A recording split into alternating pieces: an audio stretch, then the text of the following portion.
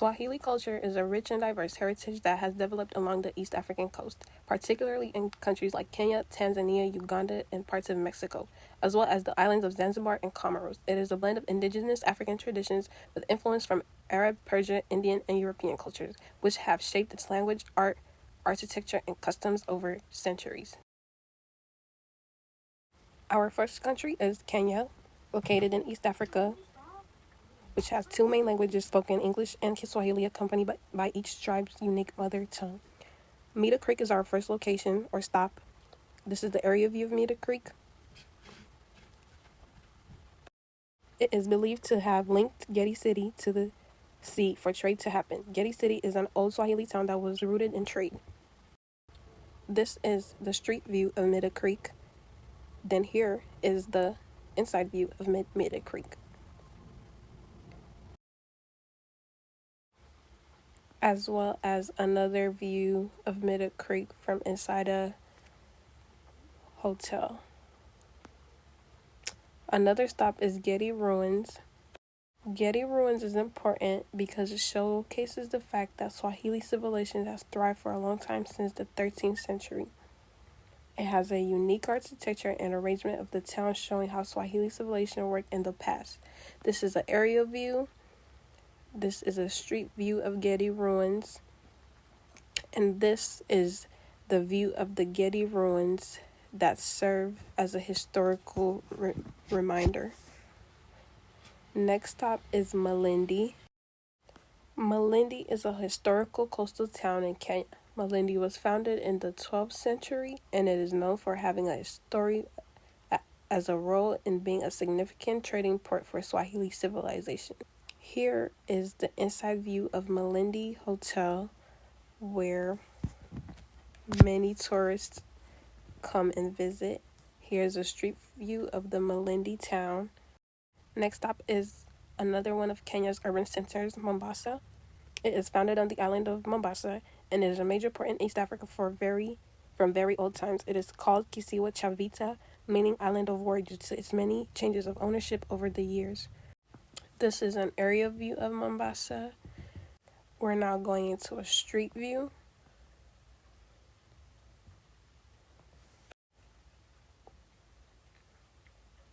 And here is our next stop, the African Heritage House. It is an architectural gem dedicated to African art and tourist attraction.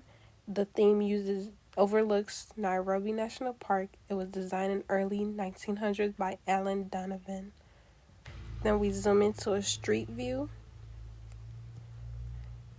Here is an inside view where there are many arts displayed. Next is Jumba la Mtwana. Jumba la Mtwana, translated in English as the large house of the slave. This ties to its background and history as a site for trade and a potential place for slave trading port. It was built in the 14th century when was based there because of presence of fresh water and exposure to breezes that can keep people cool in the past.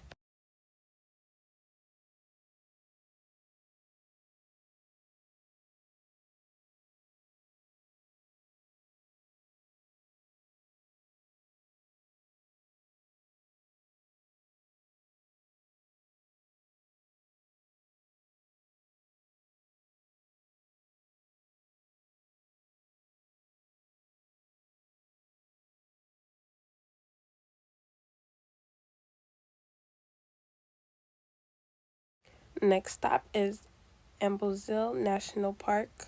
It's considered one of the best wildlife viewing destinations. It has 400 species of birds and 47 raptor species. Its name, Amboseli, comes from the Maasai word Imposel, meaning salty, dusty place.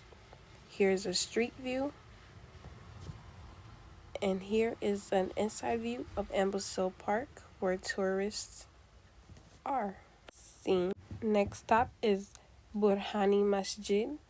It is the largest old mosque in Old Town Mombasa. It is located near the harbor and faces the ocean. It is the best example of Islamic architecture from the past Swahili civilizations that still exists today. Next stop is the Vasco da Gama Pillar. It is a physical marker of the Portuguese presence in Kenya when they explored and colonized in Africa. It also symbolized the start of trade and relations between the Portuguese and those in Africa. It is named after Vasco da Gama, who was the voyager that led the expedition and discovery of Africa. Next stop is Shiva Temple, Gombeshwar.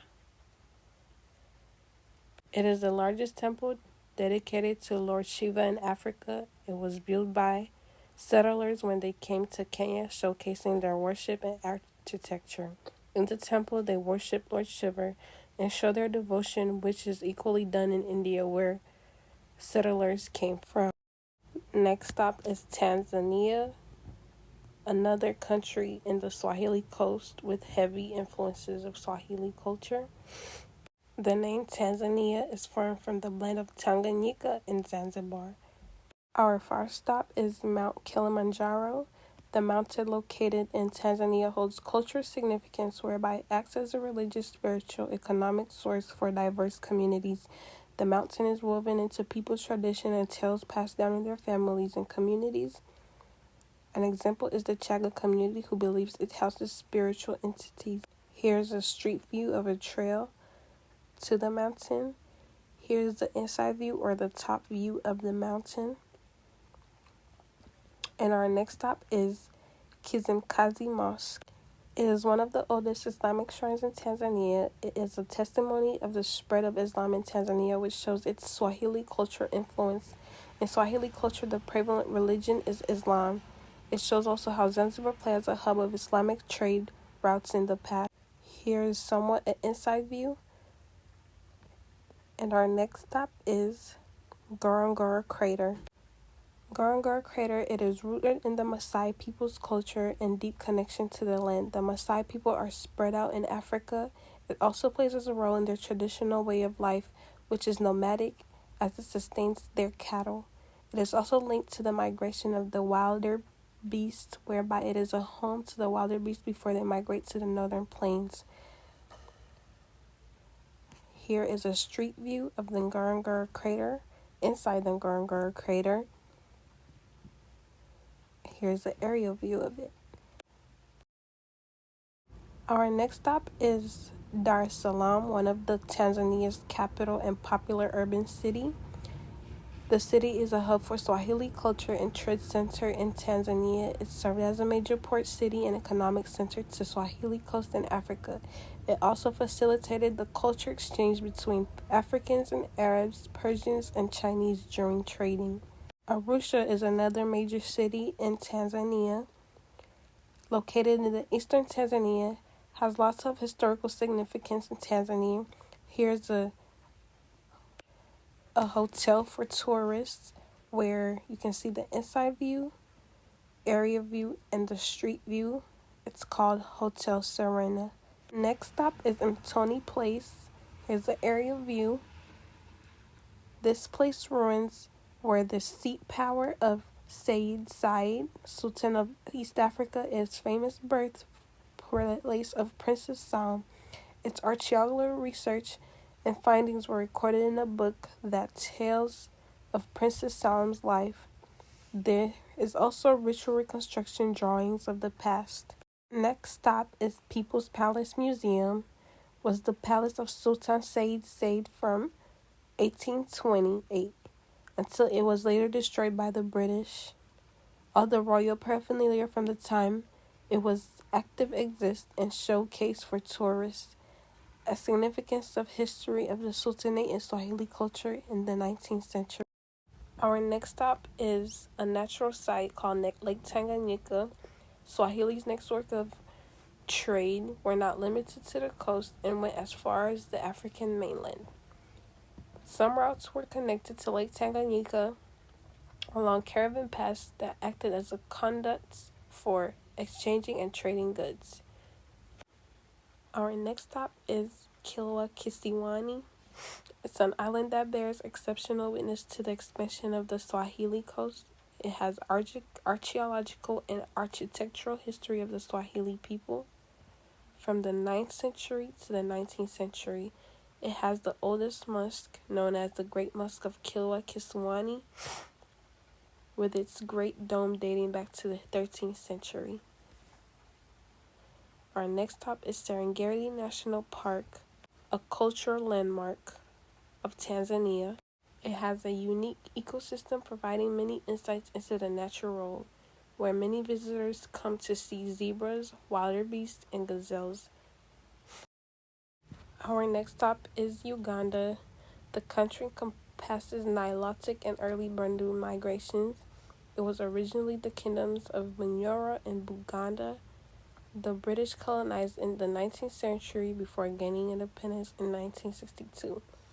Our first stop is Kibuli Mosque. Here's the area view of Kibuli Mosque. Located on the Kibuli Hill of the Kampala, considered a significant religious landmark to Muslims, its history dates back to the 19th century. It was constructed in 1902 by Prince Badu and officially opened in 1951. Our next stop is Lake Victoria. It is located in East Africa and unites three countries together, which are Uganda, Kenya, and Tanzania. The lake source in the River Nile that flows from Egypt. It plays a significant role as a source of livelihood, food, and transportation to Swahili communities. Here's a street view. Here's an inside view or a coast view. And our next stop is Lake Bunyonyi, another natural site. It is a lava dam lake in Uganda formed 10,000 years ago. It has 29 islands with a rich variety of bird life. It has a dark history known as Punishment Island, where unmarried pregnant girls were once exiled. Our next stop is Uganda Martyrs Catholic Shrine Basilica in Namugongo. It has spiritual and historical importance, whereby it commemorates the Ugandan martyrs. These were a group of Christian converts who were executed for their faith by Kabaka Mwangi. Next is the urban city of Kampala and the capital city of Uganda. Uganda serves as a significant hub for Swahili cultures in Uganda, acts as a meeting point for diverse cultures and ethnic groups in Uganda where Swahili is spoken and used. Swahili has been present in Kampala since 1902 and has influenced locally spoken languages like Luganda. Entebbe is our next stop. Entebbe is an island as well as where the international airport in Uganda is located. It's a gateway for those who go into and out of Uganda internationally because it has Uganda's largest airport. It is a very calm city that attracts tourists from all over the world. Our next stop is the Baha'i House of Worship. As a mother temple in Africa that serves as a place of unity and worship, people from different types of faith get a chance to worship in one place, from Christian to Muslim and various other religions, including. Here is the street view of the Baha'i. And our next stop is the Independence Monument, which is a significant monument in Uganda heritage and past events. It depicts memorable event, which is when Uganda was granted independence and became free from colonial rule on 9th October 1962. It was built and put up by Gregory Maloba. Here we see the street view of the Independence Monument. And our next stop is Kasubi Tomb. They are the main treasure of the country's connection to the Bugandan kingdom. They are the main burial grounds of kings of Buganda and royal family of Buganda. Our next stop is Zezibwa Falls, found in Mukono between Kaigwe and Bugura parishes. They are an important cultural and spiritual site for the Baganda people. All the kings of Buganda visited the falls to claim blessings from their ancestors. Many people, apart from the royals, visit the falls to receive blessings and favor from their god. Our fourth country in our Swahili culture tour is Rwanda, which has a deep history including pre-colonial kingdoms, colonial rule in Germany and Belgium. Some of its history is rooted in genocide, especially for the Tutsi people. Our first stop is the natural site of Lake Kivu. It is located in the border of Rwanda and the Democratic Republic of Congo. Its role as a source of resources and location of trade for people. Here is a street view of Lake Kivu. And here's aerial view. And our next stop is Kigali City. Kigali City is Rwanda's urban center. It has Swahili as its official language and has lots of historical sites that show Rwanda's history, such as Belgian soldiers' memorial site. Here is a street view of Kigali City from a high altitude where you can see a whole city. And here is the inside view of an establishment in Kigali City. Our next stop is Kigali Genocide Memorial. It is the final resting place of more than 250,000 victims of the genocide against Tutsis. It was made to explain how the genocide against Tutsis took place. Here is the street view. And our next stop is Nyamirambo.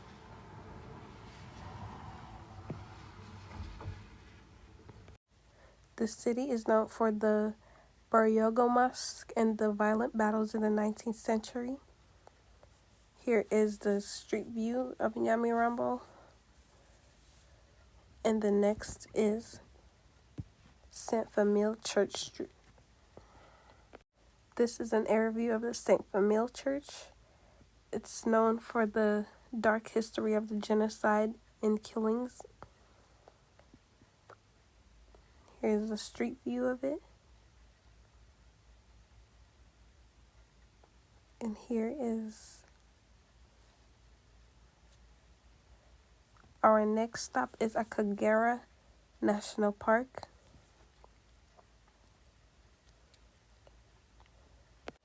Known for African wildlife and resources for sources of income and foreign exchange. Next is the Ethnographic Museum. It's a cultural landmark. It's the main and largest museum in Rwanda. Serves ancient things are found as well as culture and traditions of Rwanda's. Also the famous place of death of the Queen, Githkanda. Our next stop is Enema Arts. Here's a street view of Enema Arts. It's an art gallery founded by brothers showcasing African art and culture, and it empowers and inspires others. Our next stop is Onatrakam Masjid. It's a prominent mosque in the heart of Kigali, serves as a tourist attraction, providing insights of Islamic culture in Rwanda. Our next stop is the King's Palace Museum. It is located in an area that was once the heart of the old kingdom of Rwanda. It is a reconstruction of the dwelling of royalty when it was ruled by kings and very prominent. This is a view of the reconstruction of the dwelling. And this is the street view of the entrance. Congo is the second largest in the whole continent. Our first stop in Congo is Ijwi Island. It's known as Africa's Forgotten Island, where it has hills and valleys that are lush, green, and untouched, and served as a place of refuge for Rwandans who fled the genocide. Here is a street view inside the island. Next up is a inside view where we can see a group of students And our next stop is Zongo Falls. Zongo Falls is a waterfalls coming from the Zongo River. Bird watchers find it as a paradise because of its variety of bird species, and since it has no subject to mass tourism, making it unique in its own way. Here's a street view of Zongo Falls. Here's a somewhat inside view of it. And our next stop will be the National Museum of the Democratic Republic of Congo, where it was conceived to be designed for culture and history preservation, but later discovered as an educational center. The museum is divided into 4 sections: archaeology, ethnography, history, and decorative. Here's a street view. And coming up is a inside view of the museum, where we can see many historic quotes on the walls. Our next stop is Musée de Lebrun. Here's an area view of Musée de Lebrun. It is a statue made for the former dictator Laurent Kabila. The statue was made by a group of North Korean artisans. The local claimed the body shaped after King Jong II, and Laurent Kabila's head had been placed on top as the only change. Next stop is Kisangani. It's Congo's second large inland port. The city was established by Europeans in 1883 and was well known as a fall station. Here's a street view of Kisangani. And here is also a